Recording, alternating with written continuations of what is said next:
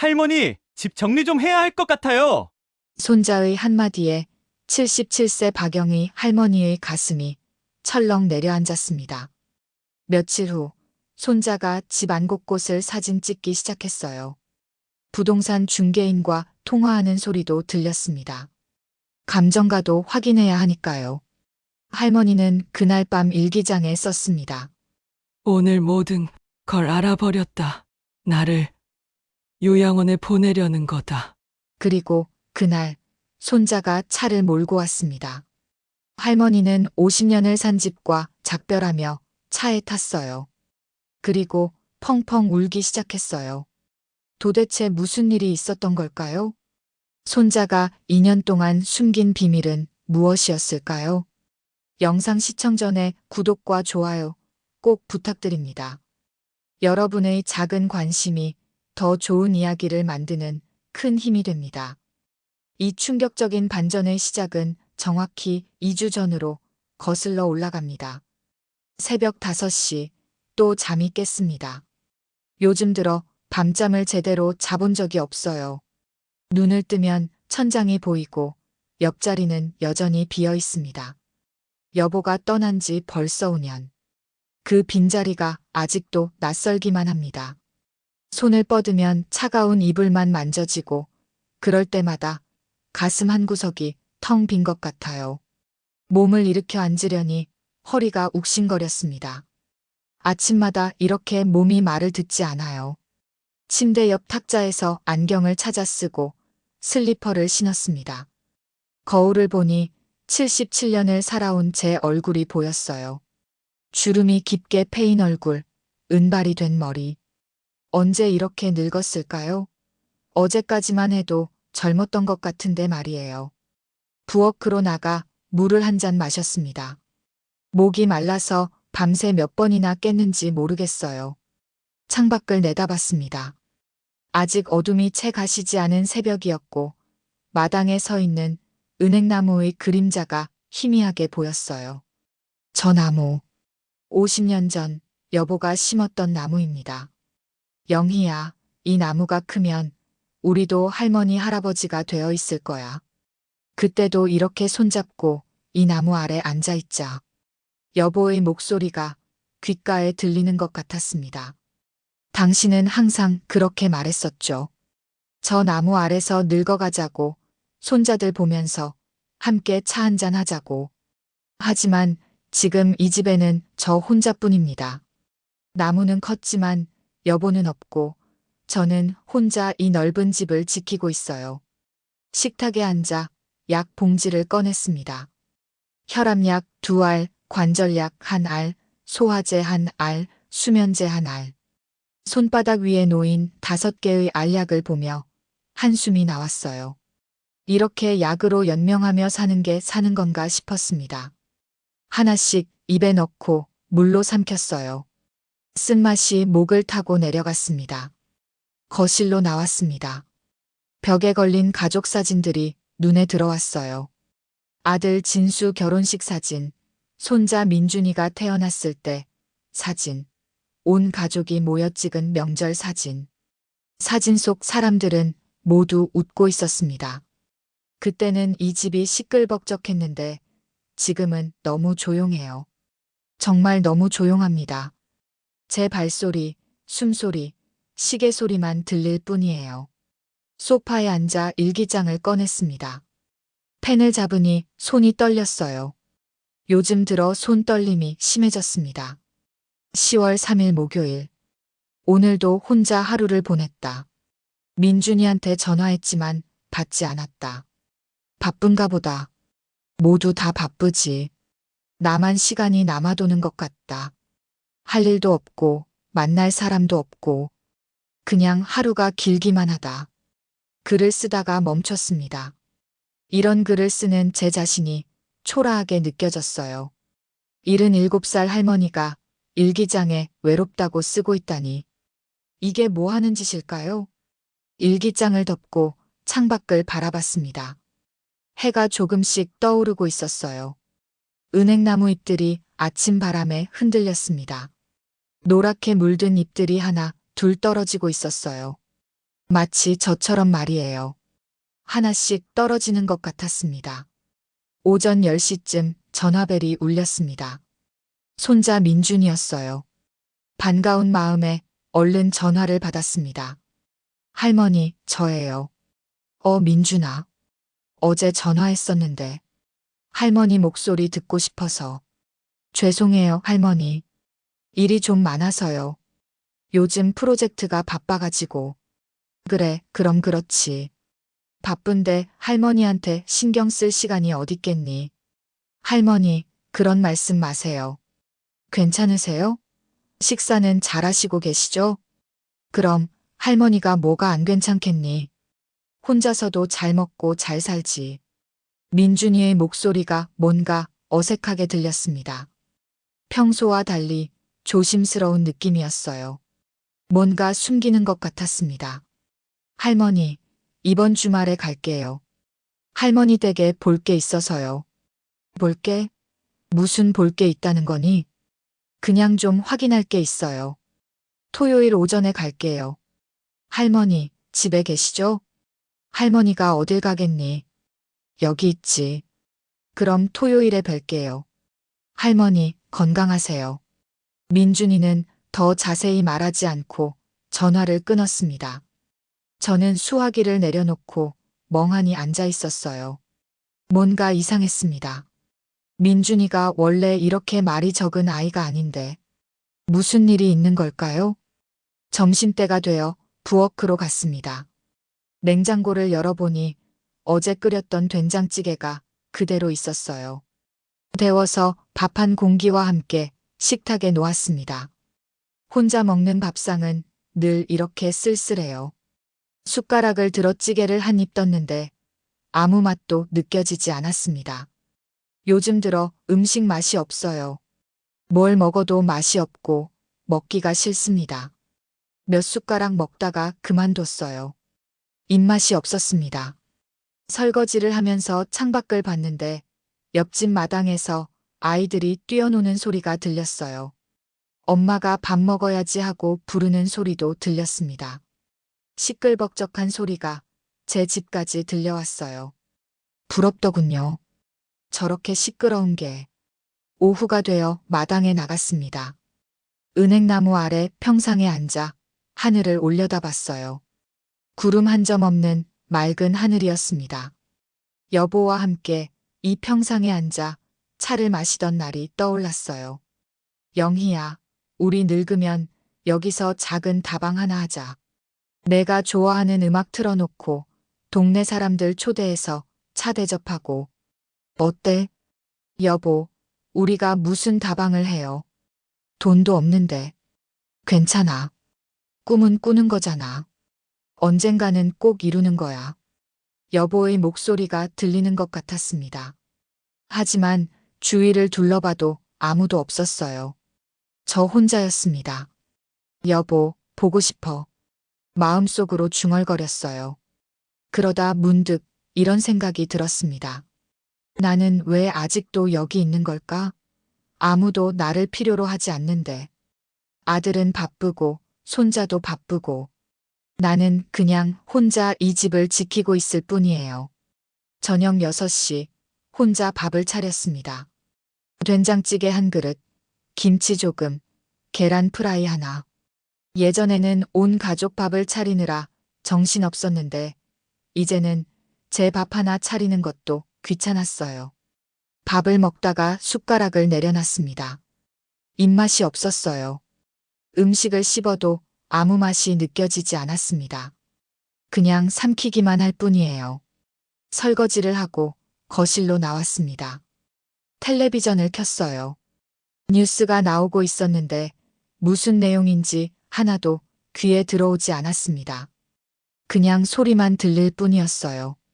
밤 9시 다시 일기장을 폈습니다. 민준이가 이번 주말에 온다고 했다. 집에 볼 게 있다고. 무슨 일일까? 요즘 민준이가 이상하다. 예전엔 일주일에 한 번은 꼭 왔는데 요즘은 한 달에 한 번도 안 온다. 나한테 무슨 할 말이 있는 걸까? 아니면 뭔가 문제가 있는 걸까? 펜을 멈추고 창밖을 바라봤습니다. 어둠 속에서 은행나무 그림자가 흔들리고 있었어요. 바람이 세게 불고 있었습니다. 불안한 예감이 들었습니다. 왠지 모르게 가슴이 답답하고 뭔가 나쁜 일이 생길 것 같았어요. 침대에 누웠습니다. 천장을 바라보며 눈을 감았어요. 하지만 잠이 오지 않았습니다. 자꾸 민준이 목소리가 떠올랐어요. 볼 게 있어서요라는 그 말이 계속 귓가에 맴돌았습니다. 무슨 일일까? 토요일 아침이 밝았습니다. 민준이가 온다는 날이에요. 새벽부터 잠을 설쳤습니다. 자꾸만 뒤척이다가 결국 4시에 일어나고 말았어요. 창밖은 아직 어두웠지만 저는 더 이상 누워있을 수가 없었습니다. 일어나서 집안 구석구석을 청소하기 시작했어요. 손자가 오는데 지저분하면 안 되잖아요. 걸레로 마루를 닦고 먼지를 털고 창문도 닦았습니다. 하지만 청소를 하면서도 계속 불안한 마음이 들었어요. 민준이가 왜 집을 보러 온다고 했을까? 무슨 일이 있는 걸까? 손이 떨렸습니다. 아침 7시 간단히 식사를 했어요. 밥 한 공기와 김치만. 그것도 몇 숟가락 먹지 못하고 내려놨습니다. 목이 메어서 넘어가지 않았어요. 설거지를 하는데 그릇을 떨어뜨릴 뻔했습니다. 손에 힘이 들어가지 않았어요. 거울을 봤습니다. 수척해진 얼굴, 붉게 충혈된 눈. 하룻밤 사이에 더 늙은 것 같았어요. 머리를 빗고 깨끗한 옷으로 갈아입었습니다. 그래도 좀 단정하게 보여야 하니까요. 아침 10시쯤 차 소리가 들렸습니다. 민준이었어요. 현관문이 열리고 민준이가 들어왔습니다.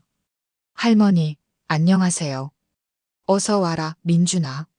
민준이를 보니 반가웠지만 얼굴을 자세히 보니 뭔가 달랐어요. 눈 밑에 다크서클이 짙고 표정도 어두웠습니다. 살도 빠진 것 같았어요. 민준아, 너 많이 야윈 것 같구나. 밥은 잘 먹고 다니니? 네, 할머니. 걱정 마세요. 할머니, 식사는 하셨어요? 응, 아침 먹었어. 너는? 저도 먹었어요. 민준이는 주위를 둘러보더니 휴대전화를 꺼냈습니다. 그리고 집안 곳곳을 사진 찍기 시작했어요. 거실 전체를 찍고 부엌도 찍고 방 안도 들어가서 찍었습니다. 심지어 천장과 벽까지 꼼꼼하게 찍더군요. 제 가슴이 두근거리기 시작했어요. 민준아, 사진은 왜 찍니? 아, 그냥 기록으로 남겨두려고요. 기록? 무슨 기록? 나중에 필요할 수도 있어서요. 민준이의 대답이 어색했습니다. 눈을 마주치지 않고 말하더군요. 뭔가 숨기고 있는 게 분명했어요. 민준이는 마당으로 나갔습니다. 저도 따라 나갔어요. 민준이가 은행나무를 여러 각도에서 사진 찍고 있었습니다. 나무 밑동부터 꼭대기까지, 마당 전체를, 집 외벽까지 찍었어요. 민준아, 대체 무슨 일이니? 할머니한테 말해봐. 할머니, 잠깐만요. 조금 이따 설명드릴게요. 민준이는 계속 사진을 찍었습니다. 집을 한 바퀴 돌면서 이곳저곳을 찍었어요. 저는 불안한 마음으로 민준이를 따라다녔습니다. 가슴이 답답했어요. 그때 민준이 전화를 받았습니다. 네, 김대리님. 지금 현장에 와 있어요. 김대리? 누구지? 네, 사진 다 찍었어요. 집 상태는 생각보다 괜찮아요. 구조도 확인했고요. 기초도 튼튼한 것 같습니다. 제 손이 차갑게 식었습니다. 네, 다음 주에 부동산 중개인분이랑 같이 올게요. 감정가도 확인해야 하니까요. 부동산 중개인. 감정가. 민준이는 저를 살짝 쳐다보더니 방으로 들어갔습니다. 하지만 문을 완전히 닫지 않아서 목소리가 계속 들렸어요. 네, 할머니는 아직 모르세요. 다음 주에 말씀드릴 예정이에요. 네, 그게 나을 것 같아요. 미리 말씀드리면 너무 놀라실까봐. 제 가슴이 철렁 내려앉았습니다. 다리에 힘이 풀려서 마당 평상에 주저앉았어요. 부동산 중개인, 감정가. 할머니는 아직 모르세요. 모든 게 명확해졌습니다. 민준이는 전화를 끊고 나왔어요. 제가 평상에 앉아 있는 걸 보더니 깜짝 놀란 표정을 지었습니다. 할머니, 괜찮으세요? 어디 불편하세요? 아니, 괜찮아. 그냥 좀 앉아 있고 싶어서. 민준이가 제 옆에 앉았습니다. 한참을 말없이 있다가 입을 열었어요. 할머니, 다음 주에 또 올게요. 그때 같이 이야기할 게 있어요. 무슨 이야기? 그냥 할머니와 상의 드릴 게 있어요. 중요한 일이에요. 지금 말하면 안 되니? 다음 주가 좋을 것 같아요. 준비할 게 좀 있어서요. 민준이는 더 말하지 않고 일어났습니다. 제 손을 한번 꼭 잡더니 할머니, 건강하세요. 약 잘 드시고요라고 말하고는 황급히 나갔어요. 차를 몰고 가는 뒷모습을 보며 저는 그 자리에 멍하니 앉아 있었습니다. 무슨 일이 일어나고 있는 걸까? 점심도 먹지 못하고 거실에 앉아 있었습니다. 머릿속이 복잡했어요. 부동산 중개인, 감정가, 리모델링. 이 단어들이 계속 맴돌았습니다. 오후 2시쯤 현관문이 열렸습니다. 아들 진수였어요. 아들이 평일에 오는 건 정말 오랜만이었습니다. 어머니, 안녕하세요. 어휴, 진수야. 무슨 일이니? 회사는? 오늘 반찬했어요. 어머니 뵈러 왔죠. 진수는 거실에 앉더니 주위를 천천히 둘러봤습니다. 뭔가를 살피는 눈빛이었어요. 집 구조를 확인하는 것 같았습니다. 어머니, 혼자 사시기 불편하진 않으세요? 괜찮지. 할머니가 뭐가 불편하겠니? 하지만 이 집이 너무 크잖아요. 방도 3개나 되고, 혼자 계시기엔 관리하기도 힘드시고. 진수의 말에 제 손이 떨렸습니다. 찻잔을 들고 있다가 받침에 내려놓았어요. 진수야, 무슨 말을 하려는 거니? 어머니, 이제 혼자 계시기 힘드실 것 같아서요. 나이도 있으시고 건강도 예전 같지 않으시잖아요. 그 말을 듣는 순간 눈앞이 캄캄해졌습니다. 혼자 계시기 힘들다. 이 말의 의미를 저는 알았어요. 그래서 어쩌자는 거니? 저희가 어머니를 위해 좀 더 편한 곳을 알아보고 있어요. 전문적으로 케어받으실 수 있는 곳이요. 편한 곳. 전문적인 케어. 그 말이 제 귓가에서 맴돌았습니다. 혹시 요양원 말하는 거니? 진수가 잠시 말을 멈췄습니다. 그러더니 조심스럽게 말했어요. 요양원이라기보다는 좀 더 쾌적하고 안전한 곳이에요. 어머니 또래분들도 많으시고 프로그램도 많고. 제 눈에서 눈물이 핑 돌았습니다. 참으려고 했지만 목이 메었어요. 이 집은 어떻게 되는 거니? 그건 아직 결정된 건 아니에요.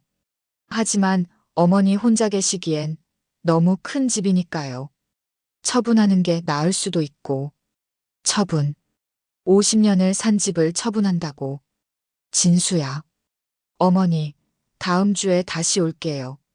그때 자세히 말씀드릴게요. 오늘은 그냥 어머니 얼굴 보러 온 거예요. 아들이 나간 후 저는 소파에 주저앉았습니다. 민준이의 사진 촬영, 부동산 중개인 통화, 그리고 진수의 말. 모든 게 하나로 연결되었어요. 이 집을 팔려는 거구나.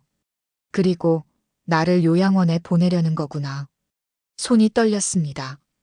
가슴이 답답했어요. 숨을 쉬기가 힘들었습니다. 마당으로 나갔습니다. 은행나무 아래 섰어요. 나무 밑동을 쓰다듬었습니다. 여보, 우리 이 나무 아래서 늙어가자고 했잖아. 근데 나 이제 여기 못 있대. 이 집 팔고 나를 어디론가 보낸대. 눈물이 흘러내렸습니다. 여보, 어떡해. 당신이 심은 이 나무 우리가 50년을 산 이 집. 다 놔두고 가야 하는 거야. 저녁에 일기장을 펼쳤습니다. 손이 너무 떨려서 글씨가 제대로 써지지 않았어요. 10월 10일 토요일. 오늘 모든 걸 알아버렸다. 민준이가 집 사진을 찍고 부동산 중개인과 통화하고 진수는 더 편한 곳을 알아본다고 했다. 나를 버리려는 거다. 이 집을 팔고 나를 요양원에 보내려는 거다. 50년을 산 집을, 여보가 심은 은행나무를 다 두고 떠나야 한다. 눈물이 일기장 위로 떨어졌습니다. 여보, 어떡하지? 나 이제 어디로 가야 해? 우리가 함께 살았던 이 집을, 당신 숨결이 남아있는 이 공간을 두고 떠나야 해? 나는 정말 쓸모없는 사람이 된 거야? 창밖을 보니 은행나무가 바람에 흔들리고 있었습니다. 노란 잎들이 우수수 떨어졌어요. 나처럼 하나씩 떨어지고 있었습니다. 그날 밤 잠을 이룰 수 없었습니다. 천장을 바라보며 생각했어요. 언제 떠나야 하는 걸까? 며칠이나 남은 걸까?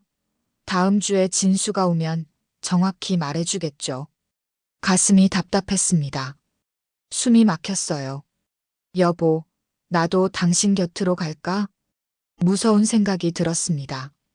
그날 이후로 잠을 제대로 잘 수 없었습니다. 매일 밤 천장을 바라보며 생각했어요. 언제 떠나야 하는 걸까? 며칠이나 남은 걸까? 다음 주 토요일에 진수가 다시 온다고 했으니 그때 정확히 알게 되겠죠. 그때가 마지막이 될 거예요. 새벽마다 일어나 집안을 걸어 다녔습니다. 50년을 산 이 집의 구석구석을 다시 보고 싶었어요. 눈에 담아두고 싶었습니다. 떠나면 다시는 못 볼 테니까요. 부엌에 섰습니다. 이 싱크대 앞에서 얼마나 많은 설거지를 했을까요? 이 가스레인지로 얼마나 많은 밥을 지었을까? 명절 때마다 온 가족 음식을 만들던 곳. 손자 민준이가 어렸을 때 할머니 배고파요 하며 졸라대던 곳. 아들 진수가 학교 다닐 때 도시락 싸주던 곳. 싱크대에 손을 얹었습니다. 차가운 스테인리스 표면이 손바닥에 느껴졌어요. 고마웠어. 50년 동안. 눈물이 났습니다. 거실로 나왔어요. 소파에 앉아 벽에 걸린 사진들을 하나하나 바라봤습니다. 여보와 함께 찍은 결혼사진. 당시 25이었던 저는 하얀 한복을 입고 수줍게 웃고 있었어요. 옆에 선 여보도 젊고 씩씩했습니다. 여보, 우리 참 젊었네. 그때는 영원히 함께 있을 줄 알았지. 아들 돌잔치 사진도 봤어요. 갓 돌이 된 진수가 돌잡이에서 책을 잡았던 날. 여보가 아들을 안고 환하게 웃고 있었습니다. 저도 옆에서 행복한 얼굴로 웃고 있었어요. 가족여행 사진도 있었습니다. 진수가 중학생이었을 때 설악산에 갔던 사진. 온 가족이 케이블카 앞에서 찍은 사진이었어요. 모두 웃고 있었습니다. 그때는 좋았는데. 안방으로 들어갔습니다. 여보와 함께 잤던 침대. 50년 동안 이 침대에서 잤어요. 침대에 앉아 옆자리를 쓰다듬었습니다. 5년이 지났지만 아직도 여보의 체온이 남아있는 것 같았어요. 옷장을 열었습니다. 여보의 옷이 걸려 있었어요. 5년이 지났지만 차마 버리지 못했던 옷들. 여보가 좋아하던 체크무늬 셔츠, 겨울 코트, 넥타이들. 옷에 얼굴을 묻었습니다. 여보, 미안해. 당신 옷도 다 두고 가야 해. 마당으로 나갔습니다. 은행나무 아래 평상에 앉았어요. 50년 전 여보가 이 나무를 심던 날이 생생하게 떠올랐습니다. 영희야, 이리 와봐. 오늘 특별한 거 하나 할 거야. 뭔데요, 여보? 은행나무 묘목을 샀어. 우리 집 마당에 심을 거야. 은행나무요? 왜요? 은행나무는 오래 살잖아. 수백 년도 산대. 우리도 이 나무처럼 오래오래 함께 살자는 의미야. 그리고 이 나무가 크면 우리도 할머니 할아버지가 되어 있을 거야. 그때 이 나무 아래 앉아서 차 한잔 하면서 젊은 시절 얘기하는 거야. 여보는 삽으로 땅을 파고 묘목을 심었어요. 그리고 물을 주면서 말했습니다. 잘 자라라. 우리 영희처럼 예쁘게 자라라. 그때 심은 작은 묘목이 이제는 이렇게 큰 나무가 되었습니다. 하늘을 찌를 듯 높이 자란 나무. 가을이면 노란 잎으로 물드는 아름다운 나무. 나무 밑동을 쓰다듬었어요. 울퉁불퉁한 나무 껍질이 손에 느껴졌습니다. 은행나무야, 미안해. 할머니가 너를 두고 가야 할 것 같아. 여보가 심었던 너를. 잘 있어. 다음에 오는 사람들이 너를 잘 돌봐주길 바랄게. 눈물이 흘러내렸습니다. 오후에 서랍을 정리하기 시작했습니다. 50년 동안 모은 물건들. 언젠가는 정리해야 했던 것들이에요. 낡은 사진들, 아들이 어렸을 때 그린 그림들, 여보가 쓰던 안경, 옛날 편지들. 하나하나 꺼내보다가 서랍 깊숙한 곳에서 낡은 편지를 발견했습니다. 노란 봉투에 영희에게라고 적혀 있었어요. 여보의 글씨였습니다. 이 편지는 처음 보는 것 같았어요. 언제 쓴 걸까? 손이 떨리며 봉투를 열었습니다. 사랑하는 영희에게. 이 편지를 쓰는 지금 내 나이 72살이야. 병원에서 검사를 받았는데 심장이 많이 안 좋다고 하더구나. 아마 내가 오래 살지 못할 것 같아서 이 편지를 미리 써둔다. 영희야, 우리 50년을 함께 살았지. 행복했어. 당신과 함께한 모든 순간이 선물이었어.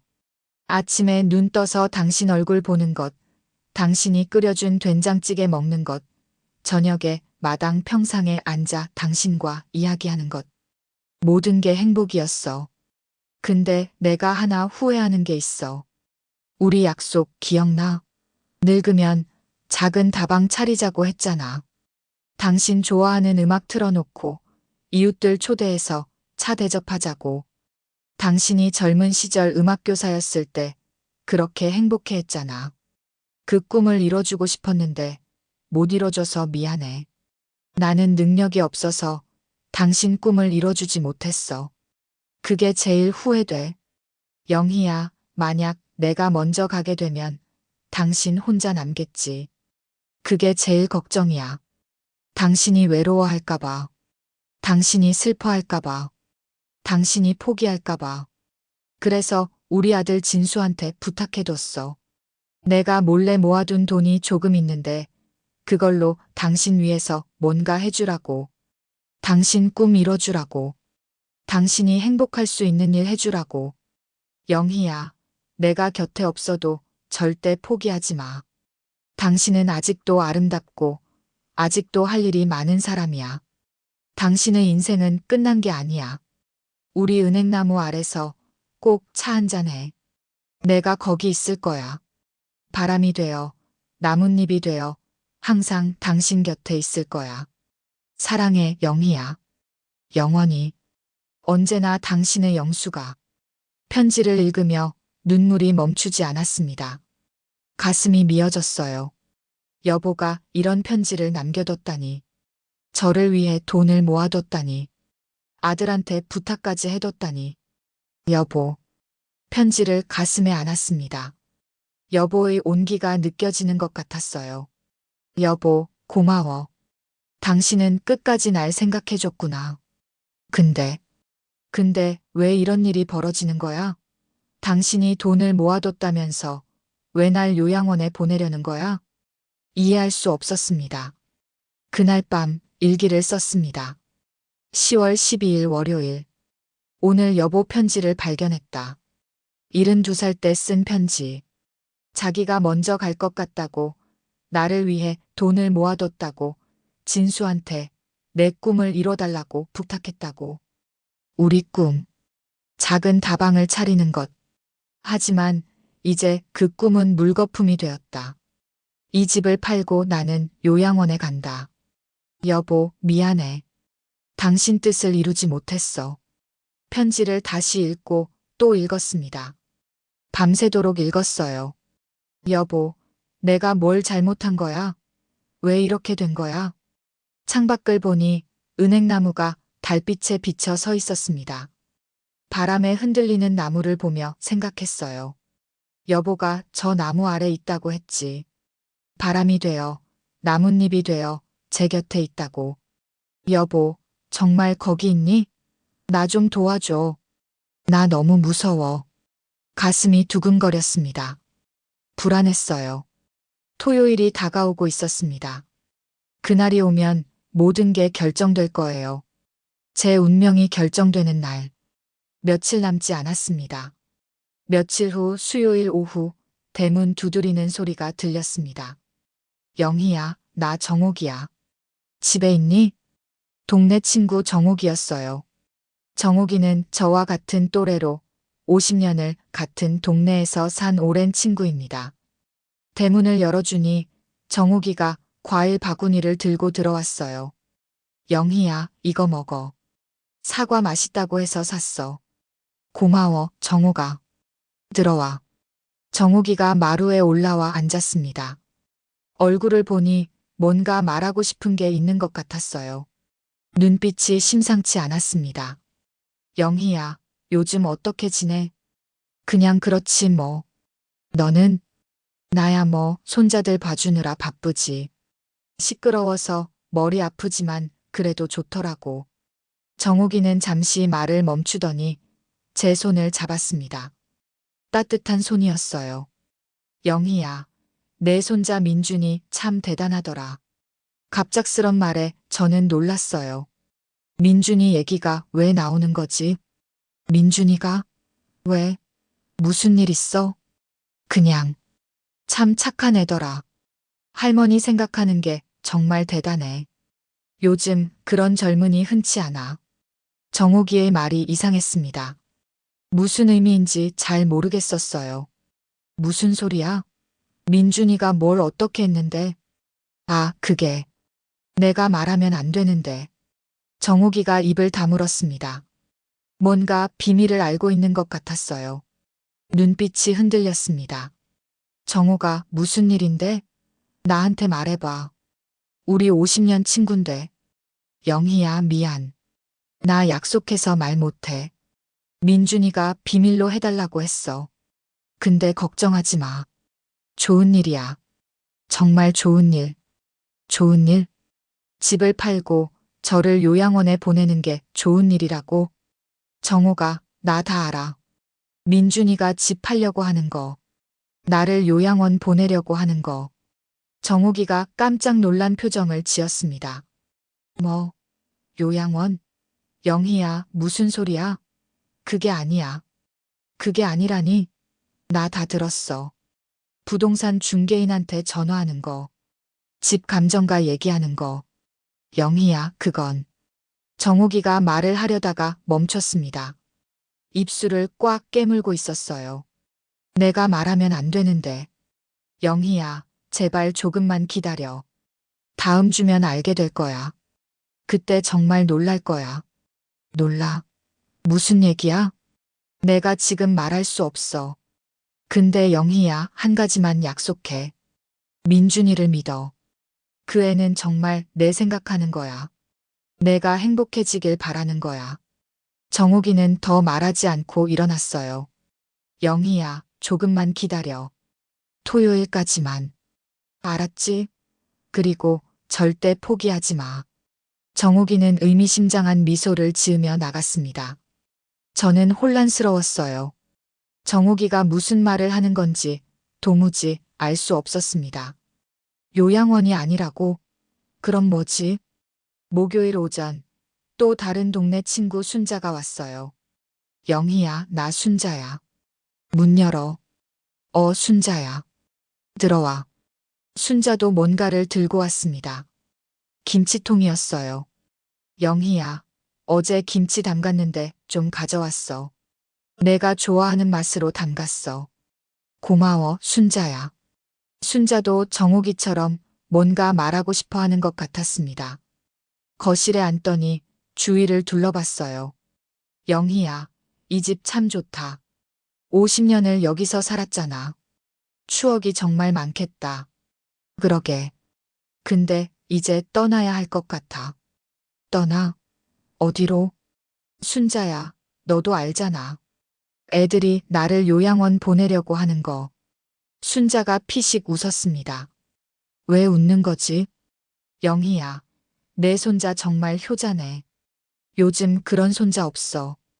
또 민준이 이야기였습니다. 순자야, 무슨 일이야? 다들 민준이 이야기만 하네. 뭘 알고 있는 거야? 아, 그게. 내가 말하면 안 되는데. 근데 영희야, 걱정하지 마. 내 손자 정말 대단한 일 하고 있어. 2년 동안 준비했대. 2년? 무슨 준비? 그건 토요일에 알게 될 거야. 근데 영희야, 한 가지만 믿어. 너는 버려지는 게 아니야. 절대 아니야. 순자도 더 말하지 않았어요. 다만 제 손을 꼭 잡으며 조금만 기다려. 곧 행복해질 거야 라고만 했습니다. 친구들이 돌아간 후 저는 더욱 혼란스러웠어요.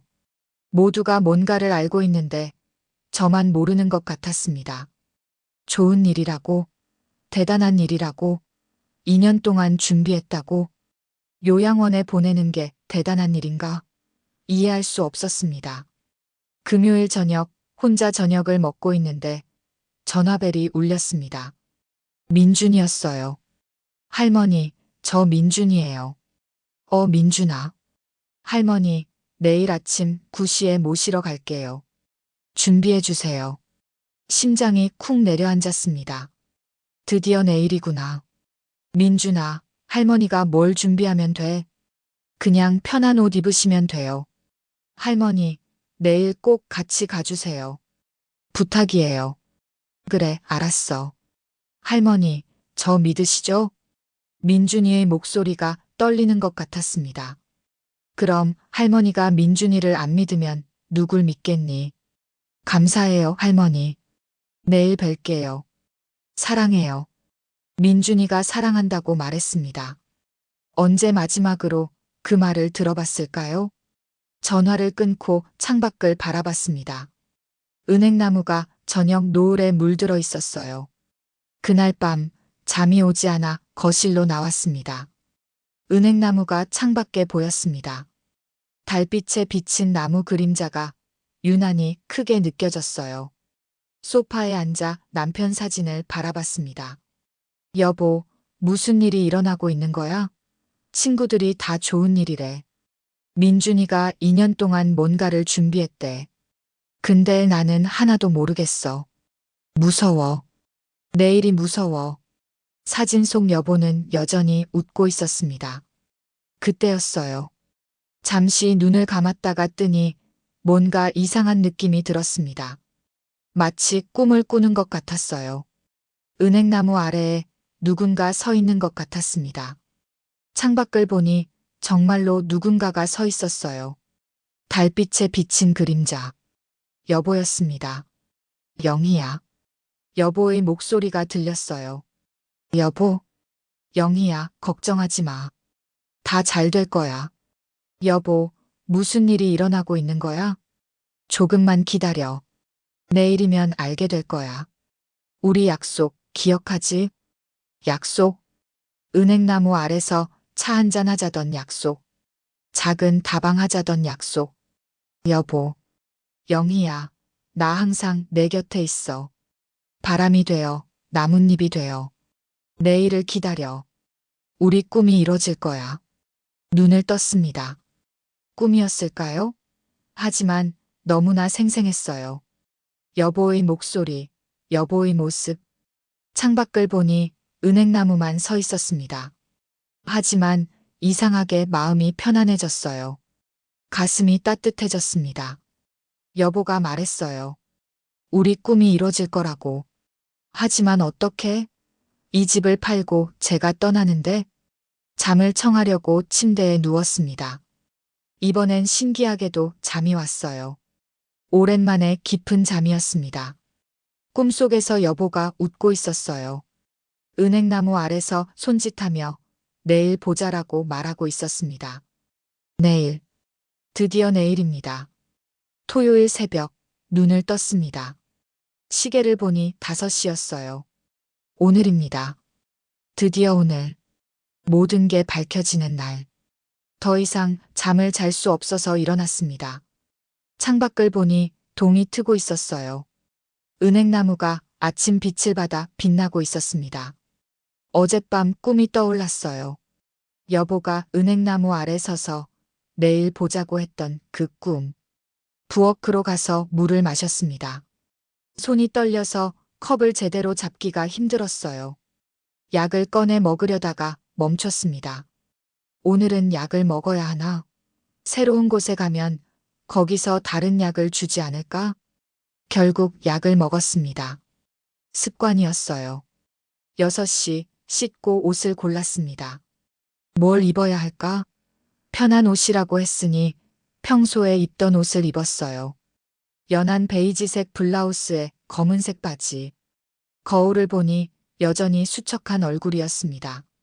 머리를 빗으면서 생각했어요. 이 집에서 머리 빗는 것도 오늘이 마지막일까? 7시 간단히 식사를 했습니다. 토스트 한 잔과 우유 한 잔. 그것도 반밖에 먹지 못했어요. 목이 메어서 넘어가지 않았습니다. 설거지를 하면서 부엌을 둘러봤어요. 50년 동안 매일 서 있던 이곳. 여보의 아침밥을 차렸던 곳. 아들의 도시락을 쌌던 곳. 손자의 간식을 만들었던 곳. 고마웠어. 우리 부엌. 8시 거실에 앉아 기다렸습니다. 벽시계 소리만 똑딱똑딱 들렸어요. 1시간이 이렇게 긴지 몰랐습니다. 1분, 1초가 1시간처럼 느껴졌어요. 8시 30분, 보따리를 챙길까 말까 고민했습니다. 민준이가 준비하라고 했는데 뭘 준비해야 하는 걸까? 결국 작은 가방 하나를 꺼냈어요. 여보 사진, 여보가 쓴 편지, 그리고 몇 가지 소중한 물건들을 넣었습니다. 8시 50분, 마당으로 나갔습니다. 은행나무 아래 섰어요. 나무를 꼭 껴안았습니다. 은행나무야, 할머니 오늘 떠난다. 다시 올 수 있을지 모르겠어. 여보 잘 지켜줘. 여보가 심은 너니까 소중하게 생각해줘. 나무 잎들이 바람에 흔들렸습니다. 마치 대답하는 것 같았어요. 9시 정각, 차 소리가 들렸습니다. 심장이 쿵쾅거렸습니다. 손이 차갑게 식었어요. 다리가 후들거렸습니다. 현관문이 열렸습니다. 민준이 들어왔어요. 할머니, 안녕하세요. 민준아. 민준이가 제 모습을 보더니 놀란 표정을 지었습니다. 제가 가방을 들고 있었거든요. 할머니, 가방은 왜 챙기셨어요? 민준아. 준비하라고 했잖니. 할머니, 가방은 필요 없어요. 오늘 잠깐 다녀올 거예요. 잠깐? 민준아, 할머니는 다 알아. 오늘 요양원 가는 거잖아. 민준이가 제 손을 잡았습니다. 따뜻한 손이었어요. 할머니, 요양원 아니에요. 정말이에요. 제발 저 한 번만 믿어주세요. 오늘 가시면 다 아실 거예요. 민준이의 눈빛이 진지했습니다. 거짓말하는 눈이 아니었어요. 할머니, 가방 놓으세요. 오늘은 필요 없어요. 제가 다시 모셔다 드릴 거니까요. 정말? 네, 약속드려요. 저는 가방을 내려놓았습니다. 하지만 여보 사진만큼은 가지고 가고 싶었어요. 민준아, 이 사진만 가져가면 안 될까? 여보 사진을 보여줬습니다. 민준이가 사진을 보더니 미소를 지었어요. 할머니, 그 사진 가져가세요. 할아버지도 오늘 함께 가셔야 해요. 무슨 의미일까요? 할아버지도 함께 가야 한다니? 민준아, 우리 어디 가는 거니? 조금만 기다리세요, 할머니. 곧 아실 거예요. 차에 탔습니다. 민준이가 안전벨트를 채워줬어요. 차가 출발했습니다. 창밖을 봤습니다. 집이 점점 멀어졌어요. 은행나무가 보였습니다. 나뭇잎들이 아침 햇살에 반짝이고 있었어요. 잘 있어, 우리 집. 잘 있어, 은행나무. 마음속으로 작별 인사를 했습니다. 차는 시골길을 달렸어요. 익숙한 길이었습니다. 동네를 벗어나는 길. 그런데 이상했어요. 차가 멀리 가지 않았습니다. 마을을 한 바퀴 도는 것 같았어요. 민준아, 우리 어디 가는 거니? 이 길은. 조금만 더 가면 돼요, 할머니. 차가 속도를 늦췄습니다. 그리고 멈췄어요. 저는 창밖을 봤습니다. 그리고 숨이 멎었습니다. 우리 집이었어요. 분명 우리 집인데 뭔가 달랐습니다. 대문이 새 것으로 바뀌어 있었고 문 위에 예쁜 나무 간판이 걸려 있었어요. 글씨가 새겨져 있었습니다. 영희 할머니의 은행나무 카페. 제 이름이었어요. 제 이름이 간판에 적혀 있었습니다. 민준아. 이게 뭐니? 할머니, 내리세요. 민준이가 차 문을 열어줬어요. 저는 떨리는 다리로 차에서 내렸습니다. 대문을 열었습니다. 아니, 민준이가 열어줬어요. 대문 안으로 들어서는 순간 눈물이 쏟아졌습니다. 마당이 완전히 변해 있었어요. 은행나무는 그대로였습니다. 하지만 나무 아래 예쁜 나무 데크가 만들어져 있었어요. 테이블과 의자들이 놓여 있고 나무 기둥에는 작은 전구들이 감겨 있었습니다. 꽃들도 심어져 있었어요. 이게 뭐니? 할머니, 들어가 보세요. 현관으로 갔습니다. 문을 열었어요. 그 순간 사람들이 쏟아져 나왔습니다. 축하합니다. 동네 사람들이었어요. 정옥이, 순자, 그리고 제가 아는 모든 이웃들. 모두가 박수를 치며 웃고 있었습니다. 이게 무슨...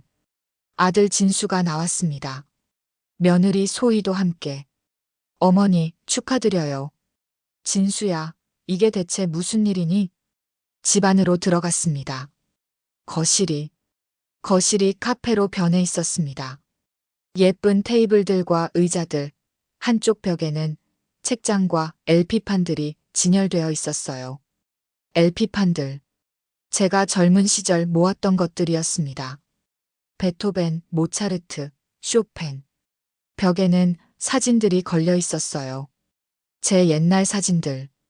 음악교사였을 때 학생들과 찍은 사진, 여보와 함께 찍은 신혼사진, 가족사진들. 50년의 추억이 벽에 가득했습니다. 카페 한쪽에는 작은 피아노도 있었어요. 제가 젊은 시절 쳤던 그 피아노와 똑같은 모델이었습니다. 이건 말이 나오지 않았습니다. 정옥이가 웃으며 말했어요. 영희야, 놀랐지? 우리 다 알고 있었어. 민준이가 2년 동안 준비했어. 2년? 순자도 말했습니다. 영희야, 내 손자가 우리한테 하나하나 다 물어봤어. 내가 좋아하는 음악, 좋아하는 차, 좋아하는 꽃. 우리가 다 알려줬지. 민준이가 제 앞에 무릎을 꿇었습니다. 할머니, 이건 할머니 카페예요. 네. 카페? 네. 할머니와 할아버지의 꿈이었잖아요. 작은 다방을 차리는 것. 가슴이 터질 것 같았습니다. 할아버지가 남기신 편지 봤어요. 할머니 꿈을 이뤄드리라고 하셨어요. 그래서 2년 동안 준비했어요. 눈물이 멈추지 않았습니다. 민준아. 할머니, 이제 여기서 사람들과 함께 차 마시고 음악 듣고 이야기 나누세요. 할머니가 주인이세요. 창밖을 봤습니다. 은행나무가 보였어요. 여보가 심은 나무. 여보와 약속했던 그 나무 아래서 꿈을 이루는 거예요. 여보. 사진 속 여보가 웃고 있는 것 같았습니다. 우리 꿈. 50년 만에 이뤄졌습니다. 눈물을 닦으며 주위를 둘러봤습니다. 이 모든 게 꿈이 아닐까요? 손을 꼬집어 봤어요. 아팠습니다. 꿈이 아니었어요. 정말로 제 집이 카페가 되어 있었습니다. 민준이가 제 손을 잡고 안으로 이끌었어요. 할머니, 앉으세요. 설명해 드릴게요. 테이블에 앉았습니다. 다리에 힘이 없었어요. 아들 진수와 며느리 소희가 양옆에 앉았고 민준이가 제 앞에 앉았습니다. 동네 사람들은 조금 떨어진 곳에서 지켜보고 있었어요. 할머니, 2년 전부터 준비했어요. 민준이가 말을 시작했습니다. 할아버지가 돌아가신 후 할머니가 점점 외로워하시는 게 보였어요. 혼자 계시는 게 너무 힘드실 것 같았어요. 그래서 생각했어요. 할머니가 행복하실 수 있는 방법이 뭘까? 민준이의 눈에 눈물이 고였습니다. 그때 할아버지가 남기신 편지를 발견했어요. 다락방을 정리하다가 우연히 찾았죠. 할아버지가 할머니를 위해 돈을 모아두셨더라고요. 그리고 아버지한테 부탁하셨어요. 할머니 꿈을 꼭 이뤄드리라고. 진수가 고개를 끄덕였습니다. 어머니, 아버지가 돌아가시기 전에 저한테 말씀하셨어요. 통장 하나를 주시면서 이건 어머니 위한 거라고. 어머니가 행복하실 수 있는 일에 쓰라고 하셨어요. 여보가 목이 메었습니다. 그래서 민준이와 상의했어요. 어머니가 평생 원하셨던 게 뭘까? 아버지 편지에 적혀 있더라고요. 작은 다방을 차리는 것. 소희가 말했습니다. 어머니, 저도 처음에 놀랐어요.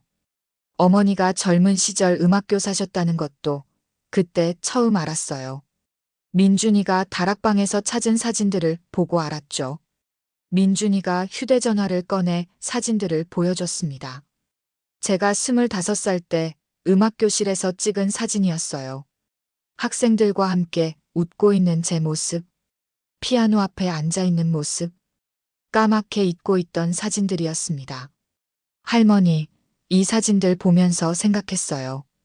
할머니가 얼마나 음악을 사랑하셨는지. 근데 결혼하시고 나서는 포기하셨잖아요. 시집 가면 그래야지 뭐. 아니에요, 할머니. 할머니도 꿈이 있으셨잖아요. 그 꿈을 이루셨어야 해요.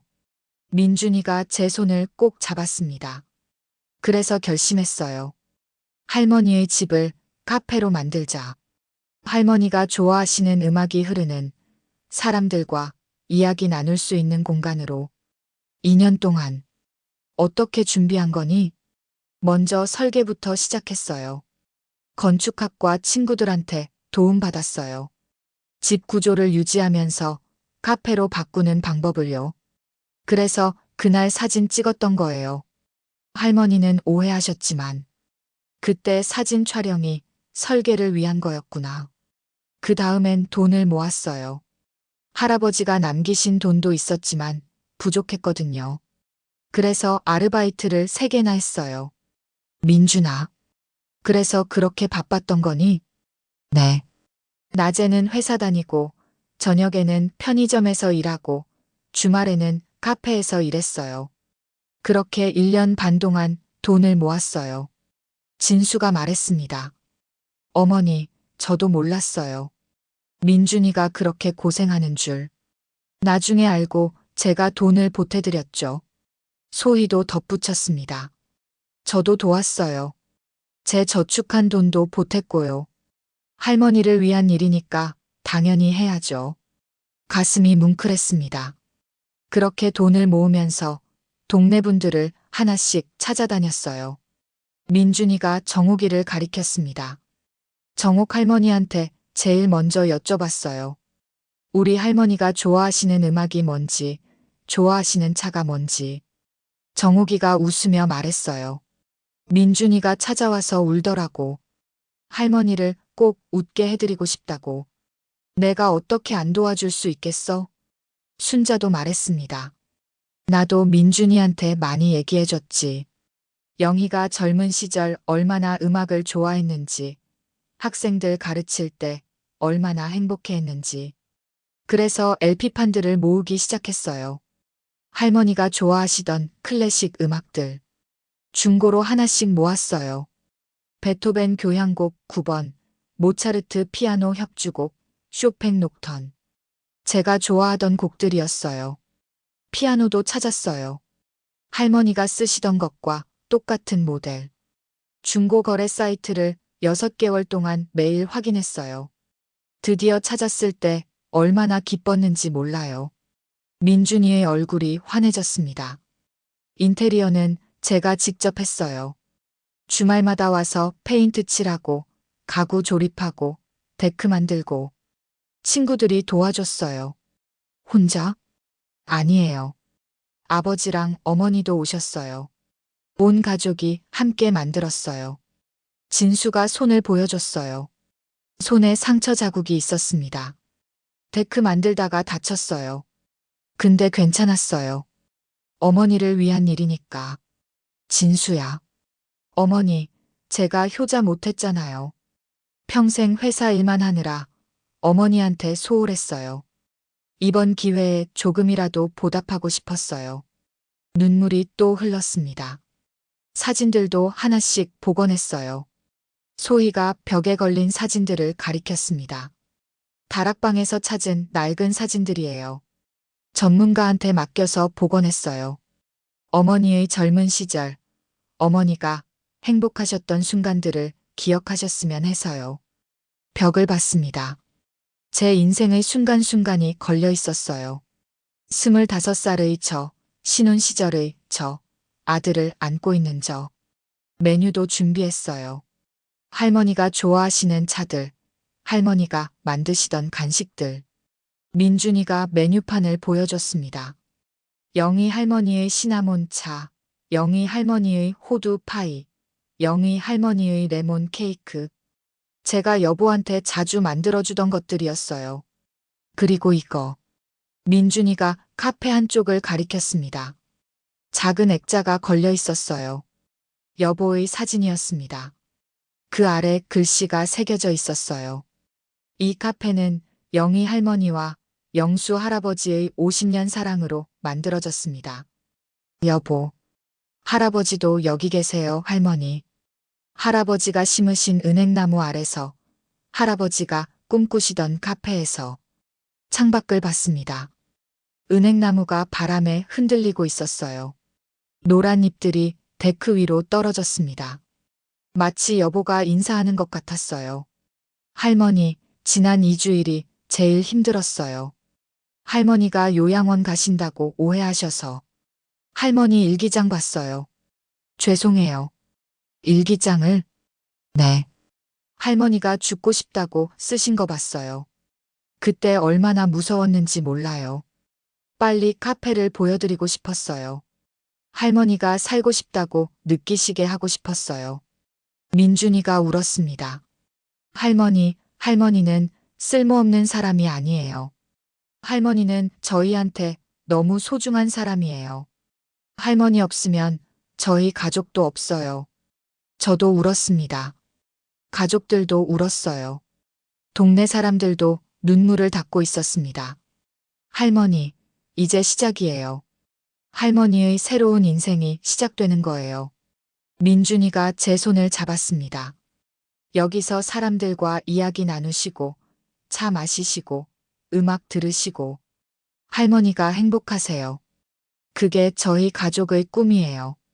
일어나서 민준이를 껴안았습니다. 아들도 껴안았어요. 며느리도 함께. 온 가족이 하나가 되어 울었습니다. 고맙다. 정말 고맙다. 너희들이 이렇게까지 해줄 줄은 몰랐어. 어머니, 당연한 거예요.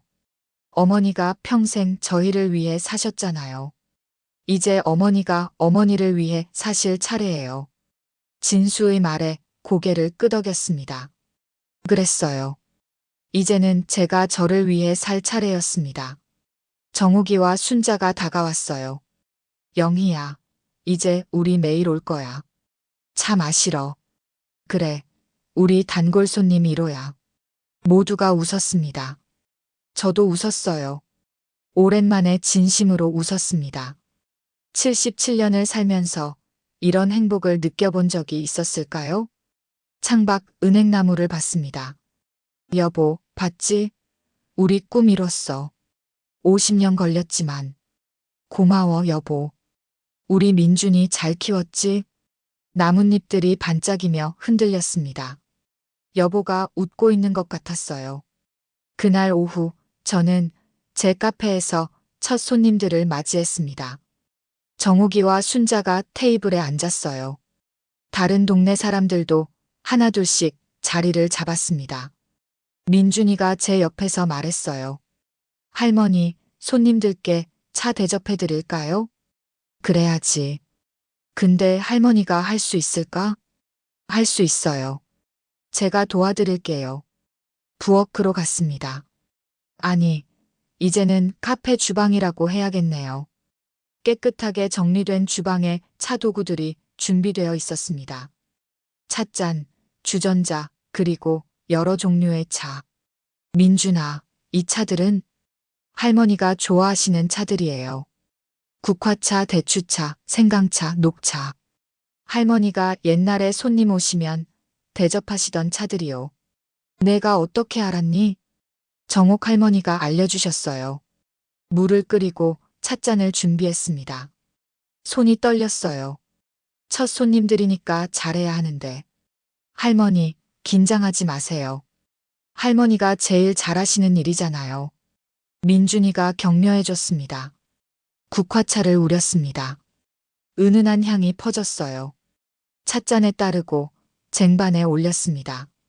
손이 떨려서 잔이 흔들렸지만 쏟지 않으려고 조심했어요. 홀로 나갔습니다. 정욱이와 순자 테이블로 갔어요. 자, 국화차 나왔습니다. 찻잔을 내려놓았습니다. 정욱이가 차를 한 모금 마셨어요. 와, 영희야. 맛있다. 역시 내 차는 달라. 그래, 예전 맛이 나. 응, 딱 내 솜씨야. 순자도 마셨습니다. 영희야, 이 카페 대박 날 것 같아. 차도 맛있고 분위기도 좋고. 다른 손님들께도 차를 대접했습니다. 하나하나 정성껏 내놓았어요. 손님들이 차를 마시며 만족스러워하는 모습을 보니 가슴이 벅찼습니다. 이게 제 일이구나. 이제 이게 제 일상이 되는 거구나. 민준이가 LP판을 바꿔놓았어요. 모차르트의 피아노 협주곡이 흘러나왔습니다. 부드러운 멜로디가 카페를 감쌌어요. 영희 할머니, 이 음악 뭐예요? 너무 좋은데요. 한 손님이 물었습니다. 모차르트 피아노 협주곡 21번이에요. 제가 젊었을 때 제일 좋아하던 곡이에요. 할머니가 음악교사셨다면서요? 네, 옛날에 잠깐요. 40년도 더 전 일이네요. 와, 그럼 피아노도 치실 수 있으세요? 조금요. 이제 손이 떨려서 잘 못 치지만요. 한 곡만 쳐주세요. 듣고 싶어요. 사람들이 박수를 쳤습니다. 저를 응원하는 박수였어요. 그럼 짧게 하나만요. 피아노 앞에 앉았습니다. 건반을 보니 마음이 편안해졌어요. 예전에는 매일 만지던 것인데 쇼팽의 녹턴을 연주하기 시작했습니다. 손가락이 건반 위를 움직였어요. 처음엔 떨렸지만 점점 자연스러워졌습니다. 음악이 카페에 퍼졌습니다. 사람들이 조용히 들었어요. 제 연주를 들으며 눈을 감고 있는 사람도 있었습니다. 한 곡을 마치니 박수가 터져 나왔어요. 할머니, 정말 잘 치시네요. 감동이에요. 다음에 또 들려주세요. 얼굴이 화끈거렸습니다. 부끄러웠어요. 하지만 기분이 좋았습니다. 오후 3시쯤 새로운 손님이 들어왔습니다. 젊은 부부와 아이였어요. 안녕하세요. 여기 카페 오픈했다고 해서 왔어요. 어서 오세요. 환영합니다. 가족이 자리에 앉았습니다. 아이가 창밖을 보며 말했어요. 엄마, 저 나무 봐. 엄청 크다. 그래, 은행나무네. 예쁘다. 제가 다가갔습니다. 저 나무는 50년 된 나무예요. 우리 남편이 심었죠. 와, 50년이나 됐어요? 정말 멋지네요. 네. 그 나무 아래에도 자리가 있어요. 나가서 앉으실래요? 그래도 돼요? 물론이죠. 저희 카페의 특별한 자리예요.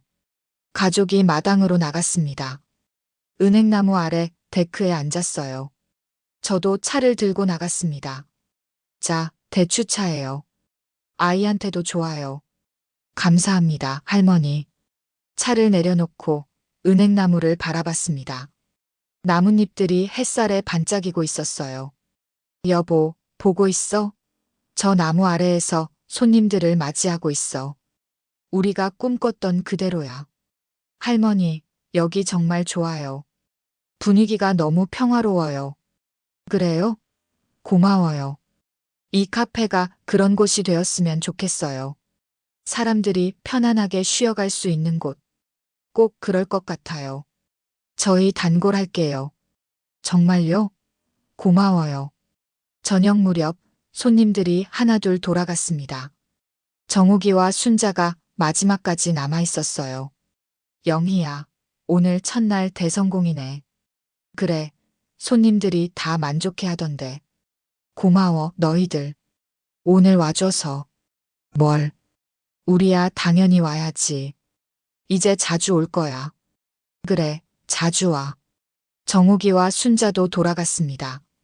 카페에는 민준이와 저, 그리고 진수와 소희만 남았어요. 어머니, 오늘 어떠셨어요?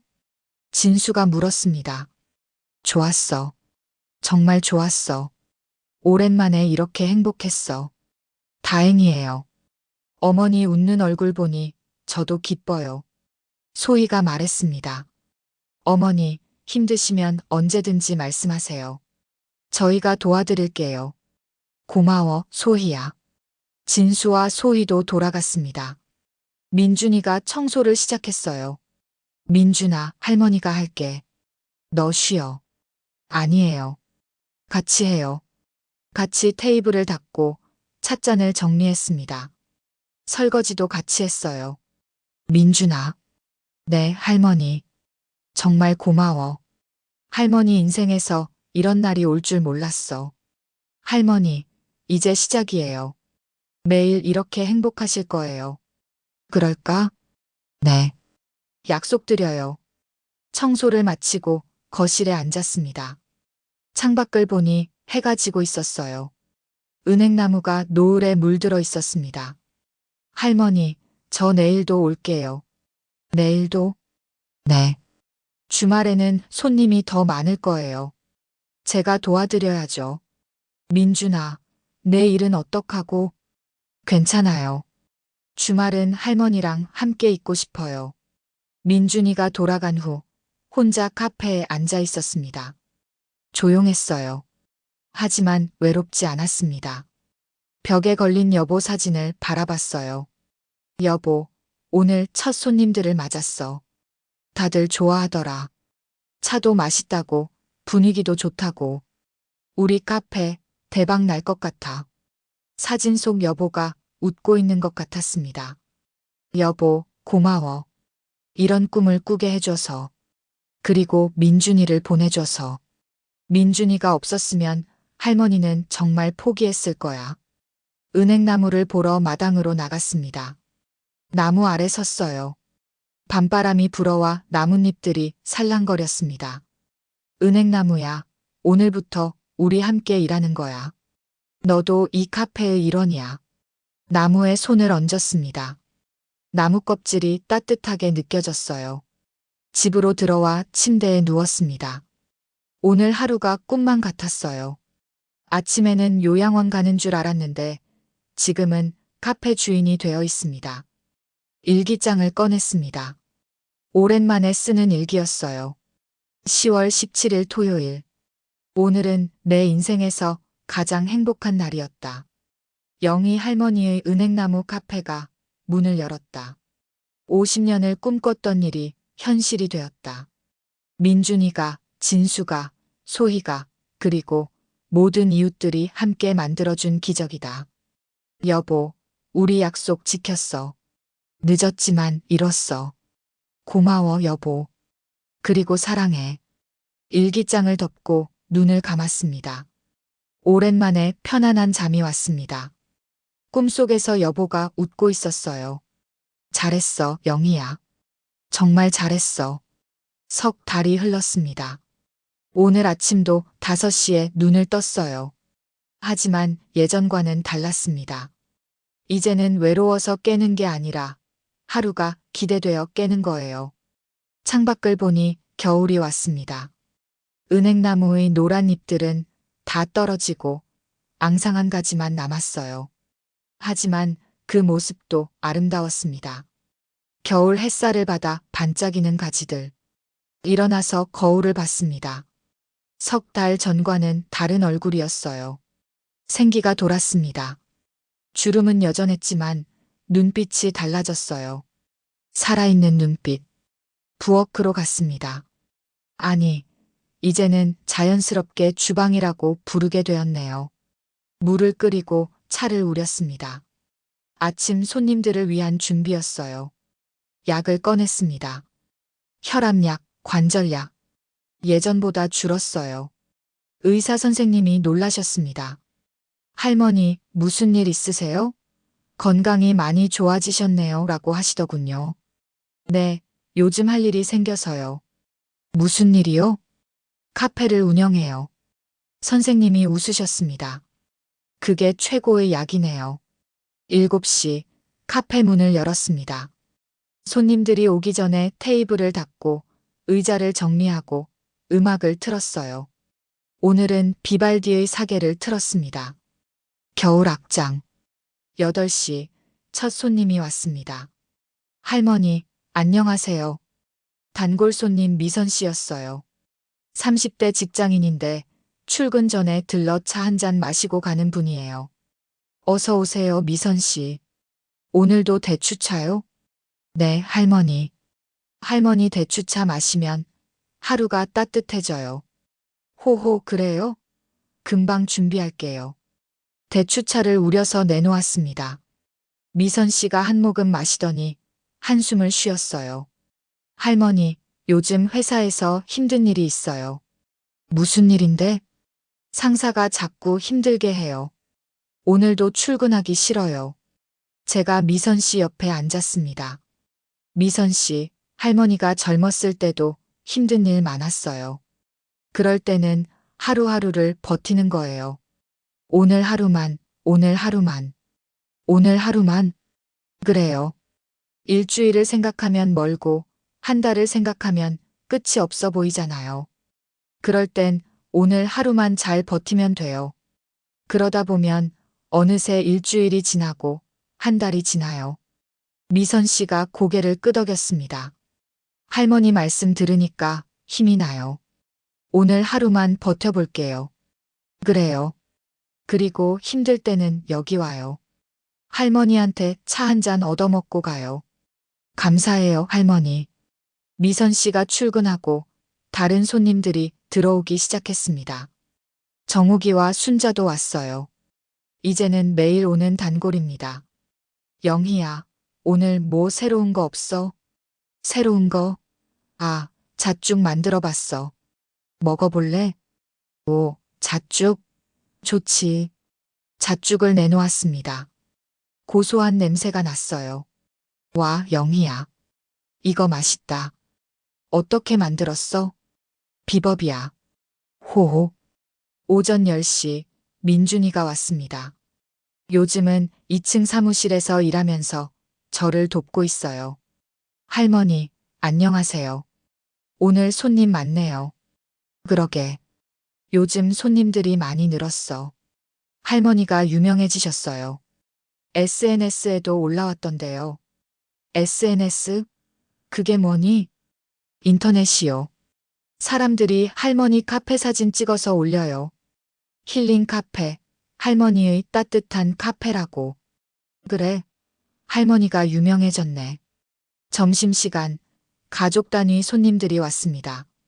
아이들이 마당의 은행나무를 보며 좋아했어요. 할머니, 저 나무 언제 심으셨어요? 50년 전에 우리 남편이 심었어요. 50년이나요? 와, 할아버지 대단하시다. 그렇지? 우리 남편 나무 심는 거 좋아했어요. 아이들에게 쿠키도 주고 이야기도 해줬습니다. 아이들이 좋아하는 모습을 보니 예전 음악교사 시절이 떠올랐어요. 오후 2시 조용해졌습니다. 점심 손님들이 다 돌아가고 잠시 쉴 수 있는 시간이에요. 피아노 앞에 앉았습니다. 요즘은 매일 한 곡씩 연습해요. 손가락이 예전보다 부드러워졌습니다. 쇼팽의 녹턴을 쳤습니다. 음악이 카페에 퍼졌어요. 2층에서 일하던 민준이가 내려왔습니다. 할머니, 점점 실력이 늘으시네요. 그래. 매일 치니까 손이 기억하나 봐. 할머니, 다음 주에 작은 콘서트 어때요? 손님들 모시고. 콘서트? 할머니가? 네. 할머니 피아노 듣고 싶어 하시는 분들 많아요. 그럴까? 부끄러운데. 할머니 할 수 있어요. 생각해 보세요. 오후 4시 또 다른 손님이 왔습니다. 처음 보는 얼굴이었어요. 70대쯤 되어 보이는 할머니였습니다. 안녕하세요. 들어가도 될까요? 물론이죠. 어서 오세요.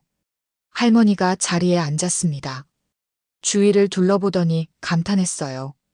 여기 정말 좋네요. 평화로워요. 감사합니다.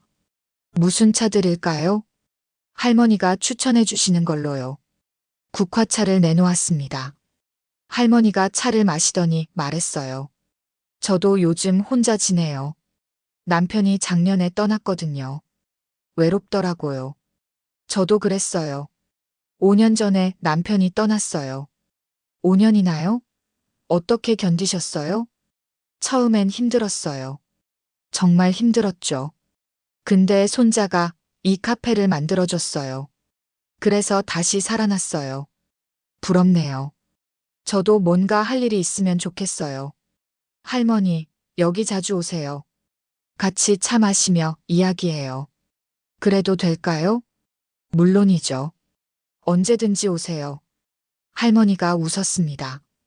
오랜만에 웃는 것 같았어요. 저녁 6시 손님들이 다 돌아갔습니다. 민준이와 함께 정리를 했어요. 민준아, 오늘도 고마웠어. 할머니, 제가 더 감사하죠. 할머니 덕분에 저도 행복해요. 민준아, 할머니가 너한테 빚을 너무 많이 졌어. 빚이 아니에요. 사랑이에요. 민준이가 돌아가고 혼자 카페에 남았습니다. 마당으로 나갔어요. 은행나무 아래 섰습니다. 겨울바람이 차가웠지만 상쾌했어요. 여보, 오늘도 손님들이 많이 왔어. 다들 행복해 보였어. 할머니도 행복했어. 나무가지가 바람에 흔들렸습니다. 여보, 고마워. 이 꿈을 꾸게 해줘서. 50년이 걸렸지만 우리 해냈어. 별이 떴습니다. 맑은 겨울 하늘에 별들이 반짝였어요. 여보, 저 별 중에 하나가 당신이지? 집으로 들어와 일기를 썼습니다. 12월 17일 토요일. 카페를 연 지 석 달이 되었다. 매일이 행복하다. 손님들을 만나고 차를 대접하고 이야기를 나누고 이게 내가 원했던 삶이다. 여보와 함께 꿈꿨던 삶이다. 늦었지만 이뤘다. 민준이 덕분에 77살의 새로운 시작. 아직도 할 일이 많다. 아직도 만날 사람이 많다. 이제는 외롭지 않다. 이제는 두렵지 않다. 매일 아침이 기다려진다. 여보, 고마워. 민준아, 고마워. 모두에게 고마워. 일기장을 덮고 창밖을 봤습니다. 은행나무가 달빛에 비쳐 서 있었어요. 봄이 오면 새 잎이 돋을 거예요.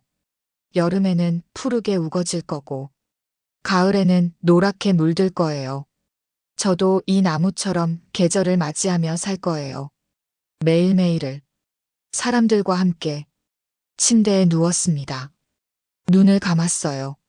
내일도 좋은 날이 될 거예요. 손님들을 만날 수 있으니까요. 민준이를 볼 수 있으니까요. 은행나무 아래에서 차를 마실 수 있으니까요. 여보, 잘 자요.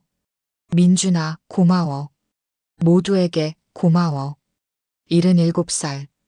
제 인생의 새로운 시작입니다.